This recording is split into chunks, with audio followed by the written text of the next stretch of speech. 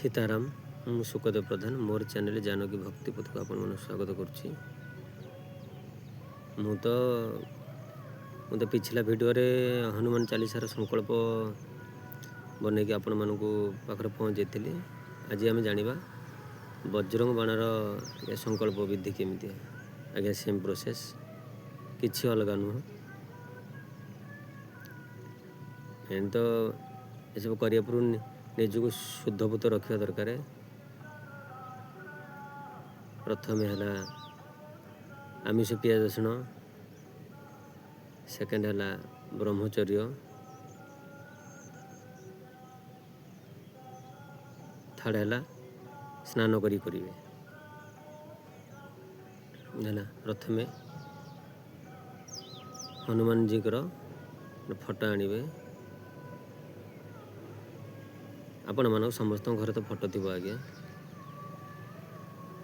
Processing है दीटा पात्र आज्ञा, दीटा पात्र है दीटा, गोटे कलश गोटे नोटा आउ लड्डू पाई प्लेट आप दीटा रखिपारे, 3टा रखिपारे। आप 4टा लड्डू देने देवे, 5टा देने आप जितना देपारे गला। तापर धूप दीप आज्ञा, दीप जो जालिबे मन रखी था राशि तेल होता दरकार कि चमेली तेल ये होता दरकार। जो दीपटा मान तेलटा आवश्यक। धूप दीप कले तापरे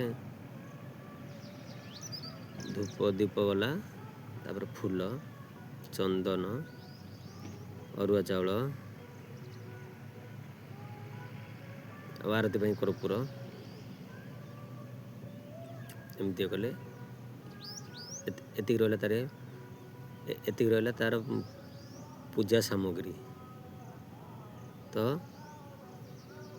प्रथमे गुरुदेव को आवाहन करेंगे, जमी गुरु ब्रह्मा गुरु विष्णु गुरुदेव महेश्वर गुरु साक्षात परम ब्रह्म। तापर गणेश जी प्रथम देवता जेहेतु गणेश महाराज तांको आवाहन करेंगे। आवाहन कर सारा पर हनुमान जी को फोटो आगर गोटे छोटिया पात्र टे रखिए। रखिकी हाथ टिके पानी टिके अरुआ चाउल टिके फूल टिके नेबे। हनुमान जी मु संकल्प नौ 7 दिन कि 11 दिन मु करी, 7 दिन कि 11 दिन मु करी। तो आपण मो संकल्प को पूर्ण करंतु। एमती करके आपण स्टार्टिंग करें। प्रथम राम स्तुति कि श्री राम राम नाम 108 थर। तापरे चलो सेमती हनुमान चालीसा सेमी चलो। बजरंग बाण सेमती करिकी गोटे थर करेंगे। रामधुनी गोटे थर देवे, पुणी द्वितीय थर पुणी रामधुनी गोटे थर देवे, पुणी तृतीय थर रामधुनी गोटे थर देवे। आपड़ जब 11 थर करेंगे 11 थर देवे, 21 थर कने 21 थर देवे, 51 थर कने 51 थर देवे, 108 थर कने 108 थर देवे। बस वज्रंग बाणर पावर जमी हनुमान चालीसा आज्ञा पावर बहुत, सेमती वज्रंग बाणर भी आज्ञा पावर बहुत अच्छी।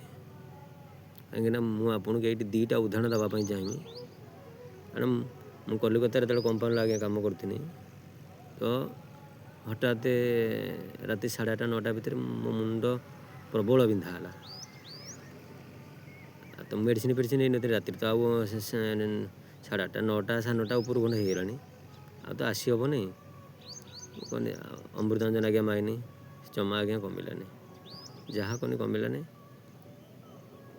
तो मुझे हाँ मैंने मुझे तो शुणी वज्रंग बाणर सेतिकटा माने शक्ति अच्छी। आपड़ विश्वास करेंगे नहीं। कहनी प्रभु जेपर न छाड़ी सेपन पढ़ुथी। मुझे 11 थर आज्ञा पढ़ी, କେତେ ଜୋର ମୁଣ୍ଡ ବିନ୍ଧୁଥିଲା ଆଜ୍ଞା ଅଟୋମେଟିକାଲି କମିଗଲା। ଏଇଟା ନୁହଁ, ଆଉ ଗୋଟେ ଉଦାହରଣ ଅଛି। ଜଣେ ଭାଇଙ୍କର ତା ପୁଅକୁ ଡେଙ୍ଗୁ ଆଜ୍ଞା ହେଇଯାଇଥିଲା। ଡେଙ୍ଗୁ ହେଇଥିଲା, ଏଠି ମେଡ଼ିକାଲରେ ନେଇକି 7 ଦିନ 8 ଦିନ ଖଣ୍ଡେ ପକେଇଲେ। ଡକ୍ଟର କୌଣସି ନିମନ୍ତେ ଆଜ୍ଞା ଆଉ ପାରିଲେନି, କହିଲେ ଆପଣ ଇଏ ନିଅନ୍ତୁ, ଆପଣ ଆଉ କେଉଁଠି ନିଅନ୍ତୁ, ଏଠି ହେଇପାରିବନି। ସେଠୁ ତାଙ୍କର ସବୁ ଫ୍ୟାମିଲି ଆଜ୍ଞା, ତାଙ୍କ ଫ୍ୟାମିଲି ଟାଙ୍କେ ହନୁମାନଜୀଙ୍କ ଶରଣରେ ଅଛନ୍ତି। ସଦାବେଳେ ତାଙ୍କ ଘରେ ସୁନ୍ଦରାକାଣ୍ଡ, ବଜରଙ୍ଗ ବାଣ, ହନୁମାନ ଚାଳିଶା ହୁଏ। ସେଠୁ ଇଏ ତ ବଡ଼ ଭାଇ, ତାଙ୍କ ବଡ଼ ଭାଇ ମନ ଦୁଃଖ ସମୁଦ୍ର କହିଲେ ହଉ ପ୍ରଭୁ ଯାହା ତୋର ଇଚ୍ଛା, ଛୁଆଟି ଦେହ ଭଲ ଲାଗୁନି, ଏମିତି ଯାହା ତୋର କରିବୁ। ସେଠୁ କ'ଣ ହେଲା ନା ଆପଣ ବିଶ୍ୱାସ କରିବେନି, ସେଠୁ ଇଏ କଲେ ଯେ ତାଙ୍କ ବଡ଼ ଭାଇ ଯିଏ, ସେଠୁ ବଡ଼ ଭାଇ ଗଲେ, ତାର ମଝିଆ ଭାଇ ଯିଏ, ସେଠୁ ମଙ୍ଗଳବାର ହୋଇଥାଏ, ସେ ଗୋଟେ ନୋଟାର ପାଣି ଟିକେ ରଖି 7 ଥର ସଂକଳ୍ପ କରି ଗଲେ। ସେ ନୋଟା ପାଣିଟାକୁ ସରିଲା ପରେ 7 ଥର କରି ଆଣି ପିଇଦେଲେ। ଆପଣ ବିଶ୍ୱାସ କରିବେନି, ତା ଅଧଘଣ୍ଟା ପରେ କମ୍ ସେ କମ୍ ସେ ପିଲାର ଦେହର ମାନେ ଖାଲି ମାନେ ଯେତିକି ଖଙ୍କାର, ଖାଲି ମାନେ ଗୁଡ଼ାଏ କେଜିଏ 1.5 କେଜି ଖାଲି ଖଙ୍କାର ଗଲା। ତାପରେ ସେ ପିଲାକୁ ସୁସ୍ଥ ଲାଗିଲା। ତ ଆପଣ ଯେକୌଣସି, ମୋର କହିବାର କାରଣ ବଜ୍ରଙ୍ଗ ବାଣରେ ସେତିକିଟା ଆଜ୍ଞା ଶକ୍ତି ଅଛି। କୌଣସି ଆପଣ ଯେକୌଣସି ସେ କିଛି ନା କିଛି ଗୋଟେ ପ୍ରତିକାର ସାଙ୍ଗେ ସାଙ୍ଗେ ବାହାର କରିଦେବ। ଆଉ ଯାହା ବି ଆପଣ ହନୁମାନ ଚାଳିଶା ହଉ କି ବଜ୍ରଙ୍ଗ ବାଣ ହଉ ସଂକଳ୍ପ ନେଉଛନ୍ତି, ସେ ପାଣିଟାକୁ ଜୋରେ, ସେ ପାଣିଟାକୁ ଲକ୍ଷ୍ୟ କରିକି ଆଜ୍ଞା ପଢ଼ିବେ। ସେ ପାଣିଟା ପିଇବା ହେଲା ମେନ୍ ଇମ୍ପୋର୍ଟାଣ୍ଟ ଆଜ୍ଞା। ପାଣିଟାରେ ହିଁ ପାଣିଟା ପାୱାର, ସେଟା ଶକ୍ତିର କାମ କରେ ଆଜ୍ଞା।